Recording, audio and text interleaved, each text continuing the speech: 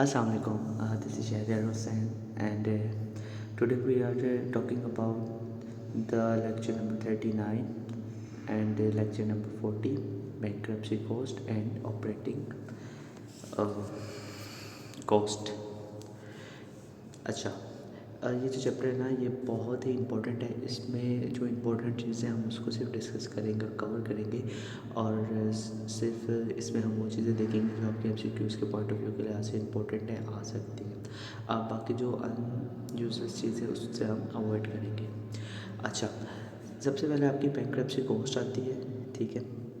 तो normally paper में जो आपके पास क्वेश्चन आता है 3 नंबर में, वो आपसे पूछेगा कि व्हाट इज़ बैंक्रप्सी कॉस्ट, ठीक है। अगर 5 नंबर में पूछेगा तो वो आपसे पूछेगा कि बैंक्रप्सी कॉस्ट क्या होती है और इसकी जो टाइप्स हैं वो बयान करें, ठीक है। 2 टाइप्स होती है इसमें, डायरेक्ट और इनडायरेक्ट बैंक्रप्सी कॉस्ट की।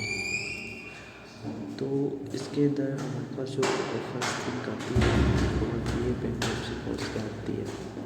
तो हम उसको इस तरह से डिफाइन करते हैं कि जब हमारे पास कोई भी फर्म होती है, कोई भी कंपनी होती है, जब वो ज़्यादा डेट यूज़ करना शुरू कर देती है, ठीक है, यानी कि बहुत ज़्यादा एक पेमेंट से ज़्यादा वो डेट यूज़ करना शुरू कर देती है, तो क्या होता है कि जो उस कंपनी के शेयर होल्डर्स होते हैं, स्टेक होल्डर्स होते हैं, या कस्टमर्स होते हैं, ठीक है, या फिर सप्लायर्स होते हैं, उनका कंपनी पे एतमाद कम हो जाता है, कॉन्फिडेंस लेवल कम हो जाता है, ठीक है। तो हम इस चीज़ को कहते हैं कि ये बैंक्रप्सी कॉस्ट है।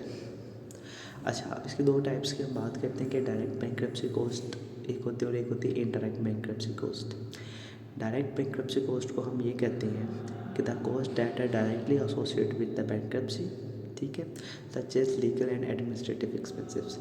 कि जो भी आपकी जब बैंक्रप्सी कॉस्ट अकर होती है तो उसके लिए आप कोई भी कंसल्टेंट के पास जाते हैं, तो वो जो भी एडमिनिस्ट्रेटिव या लीगल एक्शंस लेता है तो उसके लिए वो कुछ ना कुछ फीस चार्ज करते हैं, जिसको आप डायरेक्ट बैंक्रप्सी कॉस्ट कहते हैं। और ये जो एडमिनिस्ट्रेटिव या लीगल जो एक्शंस होते हैं, ये अगर हम पीछे लेक्चर्स में देखें तो हमने पढ़ा था कि जब हम इन्वेस्टमेंट्स की बात करते हैं तो हम इसे कहते हैं संक कॉस्ट होती हैं, दैट आर एक्सपेंसेस। ये एक्सपेंसेस होते हैं, इंक्रीमेंटल एक्सपेंस के अंदर शामिल होते हैं, लेकिन ये नॉट रिकवरेबल होते हैं, ठीक है। इससे सिर्फ ये बताने का मकसद ये था कि जो पीछे का कॉन्सेप्ट है वो भी ज़रा क्लियर हो जाए और दोनों चीज़ों के दरमियान डिफरेंस वाज़ेह हो जाए। अच्छा, इसके बाद आपके पास indirect cost, indirect bankruptcy cost थी, तो हमने पढ़ा था cost of avoiding a bankruptcy filing incurred by a financial distress firm, ठीक है। ये तब होती है जब जो फर्म होती है वो फाइनेंशियली तौर पर क्या हो जाती है, डिस्ट्रेस हो जाती है, ठीक है। अच्छा, फाइनेंशियल डिस्ट्रेस कॉस्ट क्या होती है, the direct and indirect cost associated with going bankrupt, ठीक है। वो डायरेक्ट और इनडायरेक्ट कॉस्ट जो कि एसोसिएटेड होती है किसके साथ, बैंकरप्सी के साथ और एक्सपीरियंसिंग फाइनेंशियल डिस्ट्रेस के साथ, ठीक है। अच्छा, ये जो फाइनेंशियल डिस्ट्रेस वाला है ना, ये आपको एमसीक्यूज़ में आ सकता है, और जो डायरेक्ट बैंक्रप्सी कॉस्ट है ये भी आपको एमसीक्यूज़ में पूछ सकता है, ठीक है। लीगल और एडमिनिस्ट्रेटिव एक्सपेंस के तौर पे बैंक्रप्सी का वो यूज़ करेगा, फिर उसमें वो आपसे टाइप्स पूछेगा कि कौन सी टाइप्स की कॉस्ट होती है, डायरेक्ट बैंक्रप्सी होगी या इंडायरेक्ट होगी, ठीक है।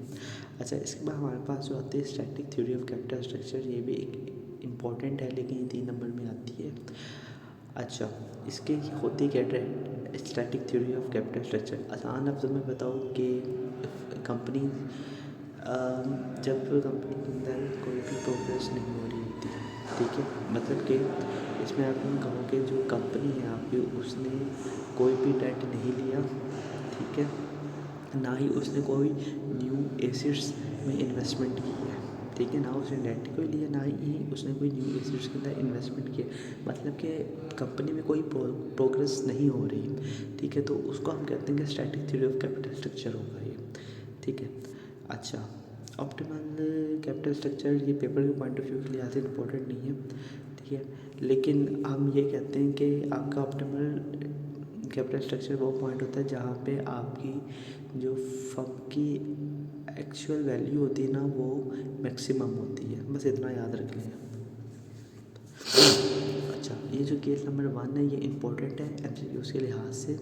देखिए कहते हैं कि with no taxes and bankruptcy cost the value of the firm, देखिए the value of the firm and its weighted average cost of capital are not affected by equal structure by capital structure। ये देखिए अब एक तरफ आपके पास horizontal line पे जो आपके पास लेवरेज फर्म है, वैल्यू ऑफ फर्म उसने बताई हुई और नीचे उसने आपको डेट दिया हुआ है। जबकि अनलेवरेज फर्म जो कि इक्वल स्ट्रेट लाइन आ रही है जिसमें उसने कहा कि MAM0 नो टैक्स। अगर हमारे पास कोई टैक्स नहीं होगा तो इसके अंदर जाहिर सी बात है कोई प्रोग्रेस भी नहीं आएगी। ठीक है, इसी बात को उसने ऊपर बताया हुआ है कि ये देखिए कि the value of the firm and its weighted average cost of capital are not affected by capital structure. ठीक है, इसलिए बताया कि the value of a firm and its weightage average cost, देखिए जो वेटेज एवरेज कॉस्ट है firm की of a capital are not affected by the capital structure, उस पर कोई इफेक्ट नहीं करेगी। इस तरह की एक और एग्जांपल उसने बताई weightage average cost and Titan equity के तौर के ऊपर। अच्छा, ये इम्पोर्टेंट केस था। अब इसके अंदर देखिए हमने ऊपर पढ़ा कि हमारे पास कोई टैक्स नहीं था तो हमारे पे डिक्लाइन सीधी लाइन थी, अनलीवरेज फर्म थी। ठीक है, जब हम विद टैक्स की बात करेंगे तो जाहिर सी बात है हमने उस पर इंटरेस्ट पे करनी, जिसमें हम इंटरेस्ट पे करते हैं यानी कि वो अमाउंट जो हमने ऑलरेडी बोरो की हुई हो, ठीक है, लेंडर के थ्रू, तो हमें उसको रिटर्न जब हम करेंगे उसमें हम इंटरेस्ट पे करेंगे। एक कॉमन सिनेरियो, ठीक है, जिसके अंदर आपने देखा कि एक लाइन वर्टिकल जा रही केस 2 के अंदर विद टैक्स के अंदर, यानी कि उस पर उसकी जो लिवरेज है वो हाई है, ये यहाँ पे उसने उसको बताया है। ठीक है, लेकिन इसमें होता क्या है कि अगर वो MNM के कॉन्सेप्ट के अंदर उसकी लिवरेज हाई जा रही है तो जब हम वेटेज एवरेज कॉस्ट की बात करते हैं तो उसकी लिवरेज वहाँ पर डिक्लाइन जाती है टैक्सेस के अंदर। अच्छा, ये चीज़ें जो मैं आपको ग्राफ बता रहा हूँ ना, ये सिर्फ आपके MCQs के पॉइंट ऑफ व्यू के लिहाज से इंपॉर्टेंट है। थ्योरेटिकल इसका कोई भी सेट पैड नहीं, कोई भी कंसिडरेबल नहीं होगी, आपके MCQ क्वेश्चन के अंदर नहीं आती हैं चीज़ें। अच्छा, इस पॉइंट को छोड़ दें, ये इम्पोर्टेंट नहीं है।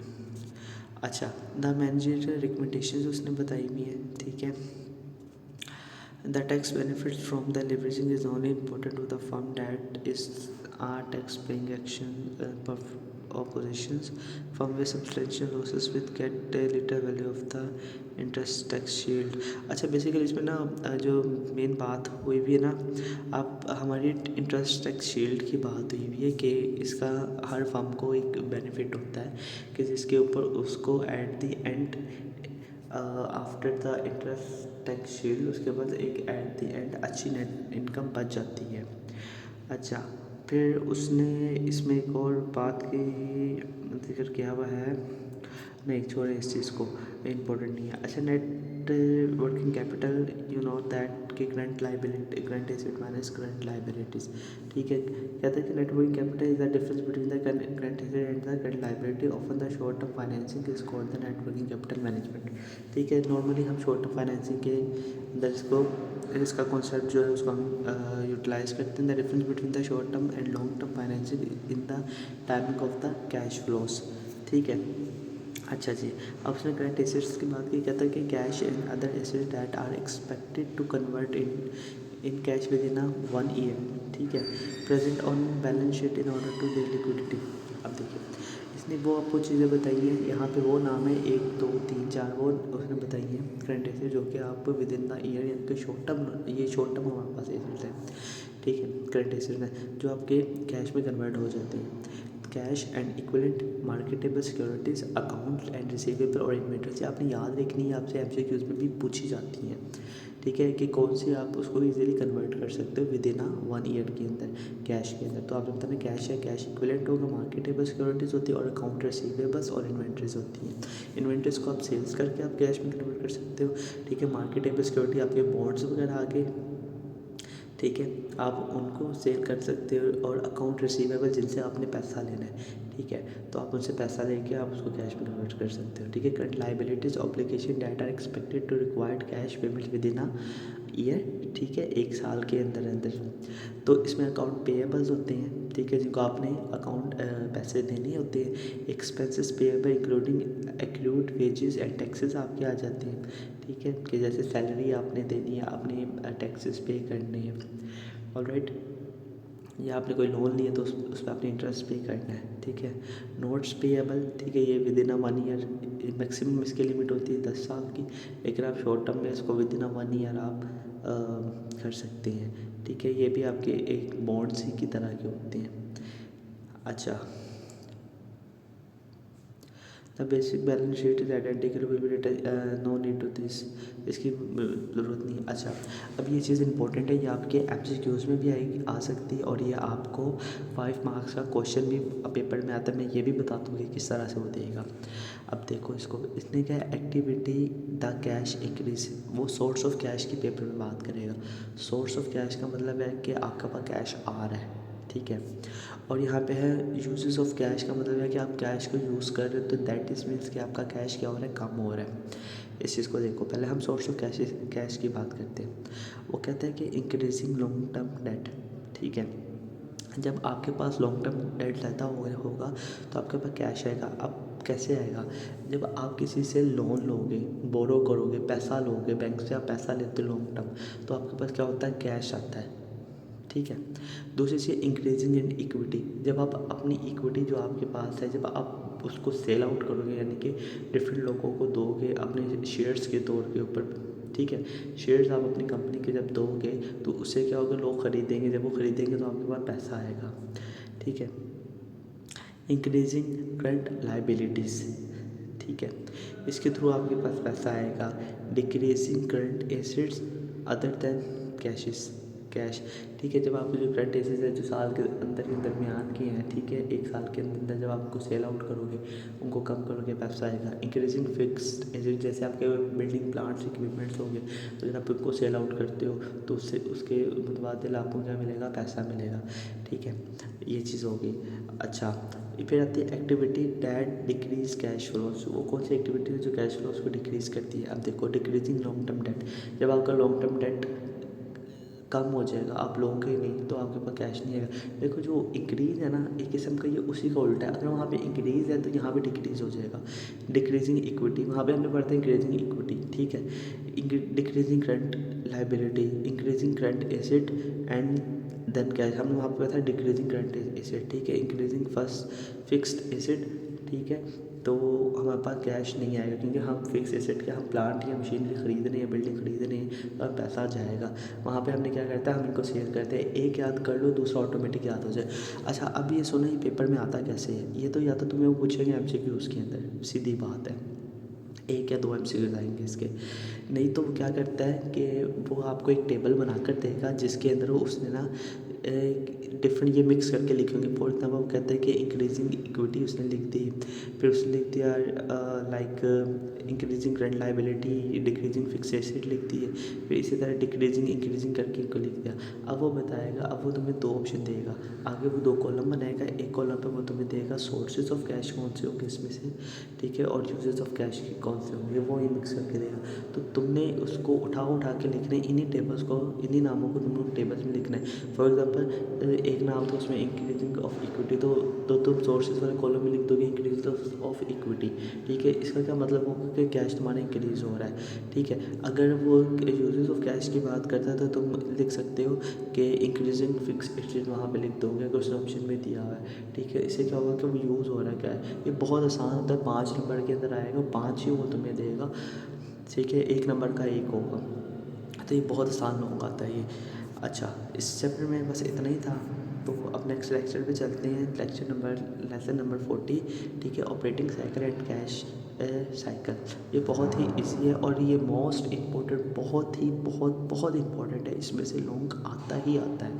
अच्छा देखो यार, इसने बताया कि दीज एक्टिविटीज़ आर, कहता है अनसाइक्रोनाइज्ड एक्टिविटी, कहता है because payments for purchases may not happen at the same time as the receipt of sale, कहता है वो अनसाइक्रोनाइज्ड होती है, यानी कि बाजू का क्या होता है कि आप कोई प्रोडक्ट सेल कर रहे होते हो, ठीक है, सॉरी, हाँ, अब आप बाज़ औक़ात क्या करते हैं, एक प्रोडक्ट सेल कर रहे होते हैं, लेकिन अगर वो प्रोडक्ट क्रेडिट की बेस के ऊपर चले जाए तो वो जो आपकी पेमेंट है वो सेम टाइम रिकग्नाइज नहीं होगी।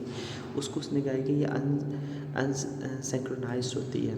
अनसर्टेन का क्या क्या है उसने, because future sales and cost can not be precisely predicted. ठीक है, आप फ्यूचर की सेल्स या कॉस्ट को आप प्रेडिक्ट नहीं कर सकते प्रीशियसली। ठीक है, consider the following chronological events. जैसे उसने बताया कि देखो यहाँ पे क्रोनोलॉजिकल इवेंट्स क्या है, उसने कहा डे 0 के ऊपर सब बताया एक्टिविटी क्या थी, एक्यूर्ड इन्वेंट्री ऑन क्रेडिट नन, कोई इफेक्ट नहीं था। 30 डेज पे पे फॉर इन्वेंट्रीज -$1,000 की उसने की है। ठीक है, 60 के ऊपर के सेल्स इन्वेंट्री ऑन क्रेडिट नन। 105वें डे पे की कलेक्ट ऑन सेल्स 1400। ठीक है, सो अब इसमें क्या होता है, operating cycle the time period between the acquisition of inventory and the collection of cash from receivable. ठीक है, ऑपरेटिंग साइकिल क्या होती है, एक्विजिशन ऑफ इन्वेंट्री यानी कि जब आपके पास इन्वेंट्री आई, ठीक है, तब से लेके और जब आपने उस इन्वेंट्री को कैश में कन्वर्ट कर दिया, यानी कि उसको बेच के पैसा आपने इकट्ठा कर लिया। ठीक है, फ्रॉम द रिसीवेबल से। ठीक है, ये हमारे कहलाती है इन्वेंट ऑपरेटिंग साइकिल। ये भी डेफिनेशन आ जाती है कि डिफाइन ऑपरेटिंग साइकिल सिंपल आ जाती है। तो आपने उसको बताना है कि वो टाइम पीरियड जब हम एक्वायर करते हैं इन्वेंट्री को और उसको हम कैश के अंदर कन्वर्ट कर देते हैं। ठीक है, या कलेक्शन ऑफ कैश करते हैं फ्रॉम द रिसीवेबल, उसको हम बोलते हैं। अच्छा, उसके बाद है इन्वेंट्री पीरियड क्या होता है, कहता है the time it takes to acquire and sell inventory. वो पीरियड जब हम इन्वेंट्री को हासिल करते हैं और उसको हम क्या करते हैं, सेल कर देती हैं। ठीक है, वो इन्वेंट्री पीरियड हो गया आपके पास। जैसे मिसाल के तौर पे 60 डेज अकाउंट रिसीवेबल। ठीक है, वो पीरियड के जब आप अपने प्रोडक्ट सेल करते हैं और अकाउंट रिसीवेबल से क्या लेते हैं, पैसा इकट्ठा करते हैं, तो उसके दरमियान का जितना पीरियड होता है वो आपका अकाउंट रिसीवेबल पीरियड होता है। देखो, operating cycle is equal to inventory period plus account receivable period. ये आपको MCQs पे भी पूछा जा सकता है। ठीक है, और नॉर्मली आपसे MCQs में पूछा जाता है ये कि ऑपरेटिंग साइकिल के, जबकि उसमें उसने आपको इन्वेंट्री पीरियड भी दिया होगा और अकाउंट रिसीवेबल पीरियड भी दिया होगा। ठीक है, अच्छा, अब इसमें कैश साइकिल एक इम्पॉर्टेंट चीज़ है। ठीक है, कहता है the time between cash disbursement and cash collection is called the cash cycle. Cash disbursement क्या होती है, कैश डिसबर्समेंट का मतलब होता है कि आउटफ्लो ऑफ द कैश, यानी कि आपकी फर्म में से कैश जा रहा है, कहीं ना कहीं आप इन्वेस्ट कर रही हैं, कुछ ना कुछ आप कर रहे हैं। लेट्स सपोज कैश डिसबर्समेंट क्या होगी कि आपने अपने कैश से इन्वेंट्री को परचेज़ किया, वो कैश डिसबर्समेंट हो गई। ठीक है, एंड कैश कलेक्शन, आपने वो इन्वेंट्री को बेचा और उससे आपने कैश को इकट्ठा किया। ठीक है, the time between the cash disbursement and cash collection is called the cash cycle. तो cash cycle is equal to the operating cycle minus account payable period. ठीक है, अच्छा, अब यहाँ पे इसको समझ लो, इसने एक ऑपरेटिंग साइकिल बताई हुई है। अब देखो, उसने बताया कि इन्वेंट्री परचेज़ की, ठीक है, और इन्वेंट्री सोल्ड की, उसके दरमियान के पीरियड को तुमने कह दिया कि ये होता है इन्वेंट्री पीरियड। फिर उसने कहा ये देखो, तुमने इन्वेंट्री बेच दी और तुमने कैश रिसीव किया, उसके दरमियान की पीरियड को कहेंगे अकाउंट रिसीवेबल का पीरियड। ठीक है, अब यहाँ पे उसने नीचे वाली लाइन पे देखो, तुमने क्या किया, इन्वेंट्री परचेज की और कैश पेड फॉर इन्वेंट्री। ठीक है, उसके दरमियानी पीरियड को तुमने क्या किया, अकाउंट पेएबल पीरियड, यानी कि तुमने इन्वेंट्री लेके रख ली लेकिन अभी उसको कैश पे नहीं किया। ठीक है, जब तुम करोगे उस पॉइंट से लेके जब तुमने ख़रीदी थी उस पॉइंट के दरमियानी पीरियड को कहेंगे अकाउंट पेएबल पीरियड।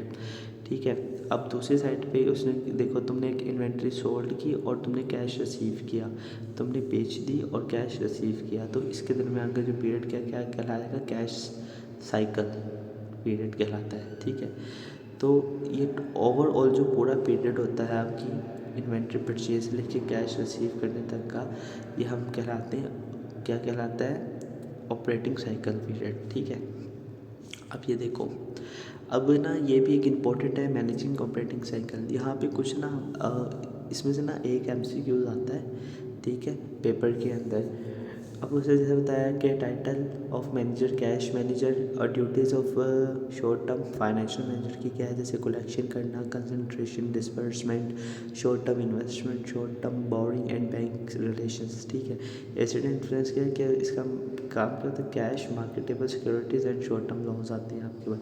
इसी तरह क्रेडिटर मैनेजर्स के account receivable, inventory, account payable. ठीक है, इस तरह से ये इसको एक दफ़ा रीड आउट कर लेना जाने से पहले, कोई एक आधा एमसीक्यू इसमें से आ जाता है। अच्छा, अब देखो बेसिक क्वेश्चन तो तुम्हारा ये है जो कि वो पेपर में पूछेगा तुमसे 5 नंबर के अंदर।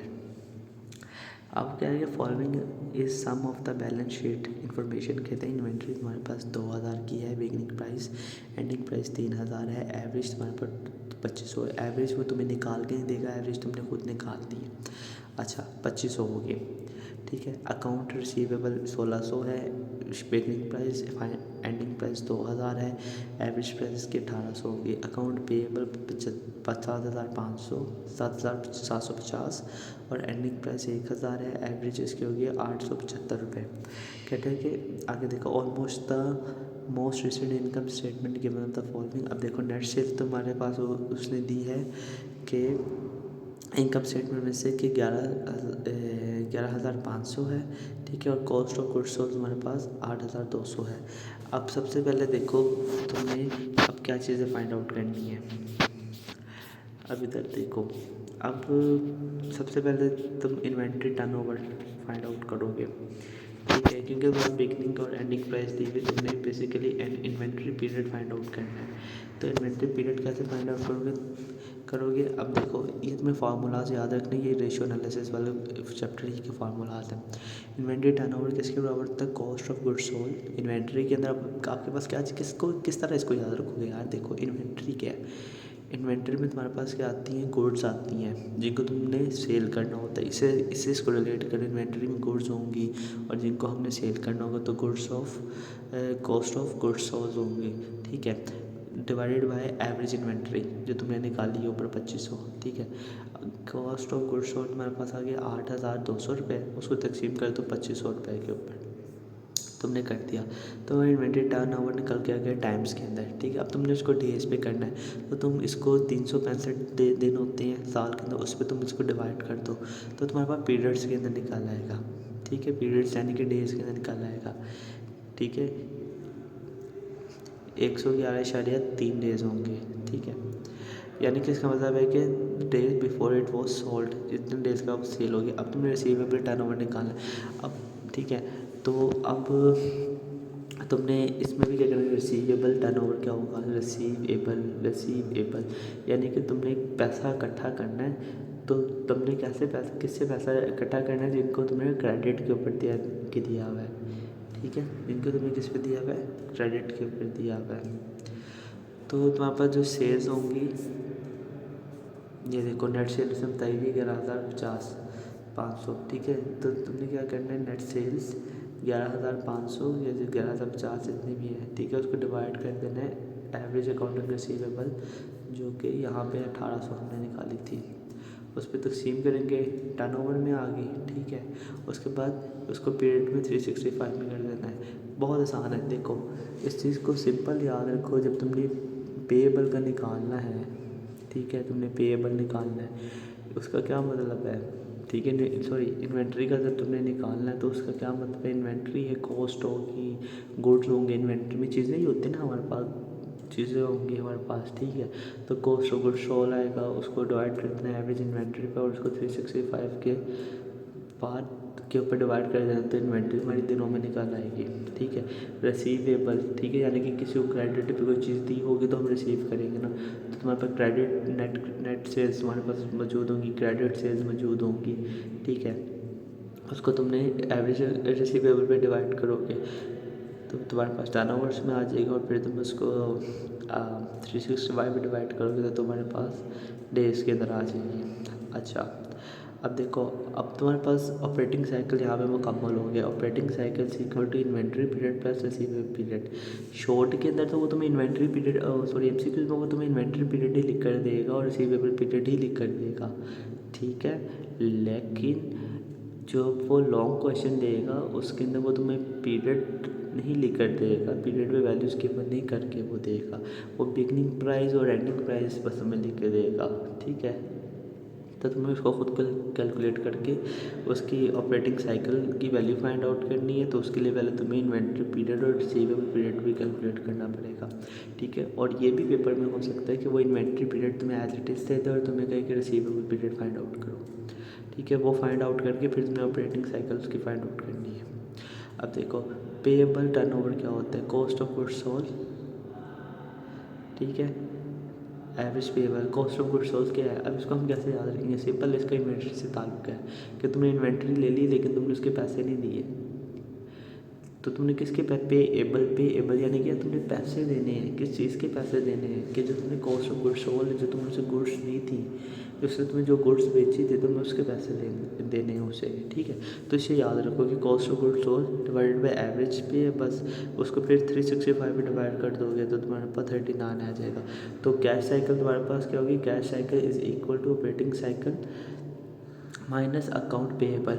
अब देखो मेरी बात सुनो, जब वो तुम्हें कैश साइकिल देगा ना तो तुम्हें वो ऑपरेटिंग साइकिल पीरियड्स के अंदर ही देगा।